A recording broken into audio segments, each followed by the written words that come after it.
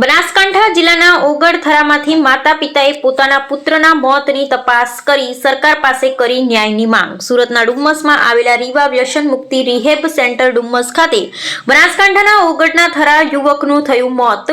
વ્યસન મુક્તિ માટે મોકલેલા ધવલ રાઠોડ નામના યુવકે કાઉન્સિલર દ્વારા માર મરાયાનો આરોપ। બેરહેમીથી લાકડી વડે માથાના ભાગે અને કિડનીની ભાગે ઈજા પહોંચાડ્યા હોવાનો લગાવ્યો આરોપ।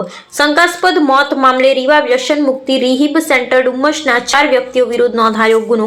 તાત્કાલિક કેસ ચલાવી યોગ્ય ન્યાય આપવા પરિવારજનોની માંગ। અહેવાલ રામજીભાઈ રાયગુર। મારા બાબાને થોડું વ્યસન હોવાથી 28/2/2026ના દિવસે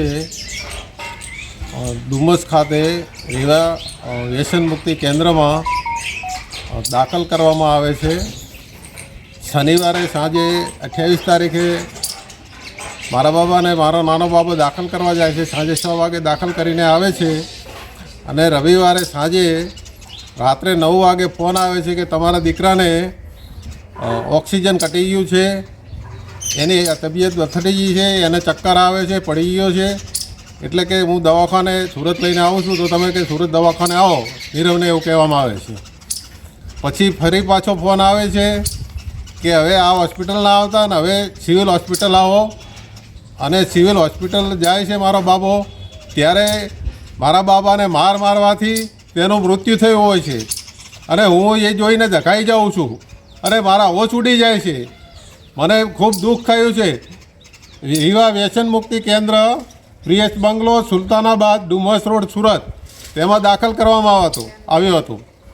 એટલે આનો ન્યાય મળે અને એ બધા જે ચલાવતા હતા કેન્દ્ર એના જે ટ્રસ્ટીઓ હોય તેમની સાથે ધરપકડ કરવામાં આવે અને કડકમાં કડક સજા આવે એવી મારી માગણી ને લાગણી છે।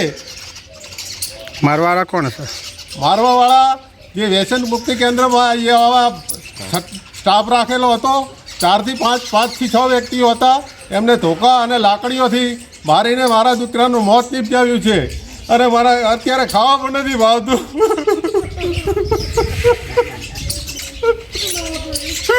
વ્યસન છોડાવવા માટે મૂક્યો તો મારા દીકરાને। કઈ જગ્યાએ? ડુમ્મસ સુરત। હજી તો શનિવારે મૂક્યો છે 7 વાગે। રવિવારે મારા છોકરાની હત્યા કરી નાખી છે, ખાલી ગોળી ના ગળી। એમાં તો એના મા બાપને કહેવું પડે, એના ભાઈને કહેવું પડે, તમારે તો ગધેડીનો ના મારવા ના હોય ને। બીજો આ તો મારા દીકરાને મારે, તમે બીજાને આવું કરતા હશો ને।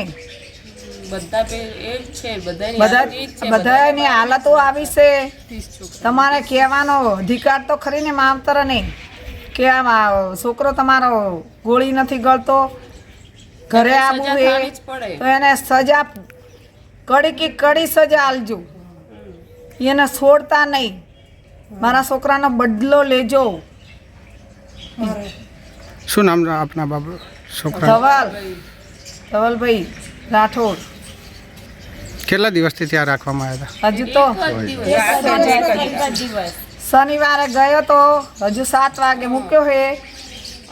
રવિવારે મારા છોકરાની 9 વાગે મારા છોકરાને ફોન આવ્યો કે તમારા ભાઈને ચક્કર આવ્યા, બેભાન થઈ ગયો છે, પણ મારા દીકરાને મારીને હત્યા કરવામાં આવી છે।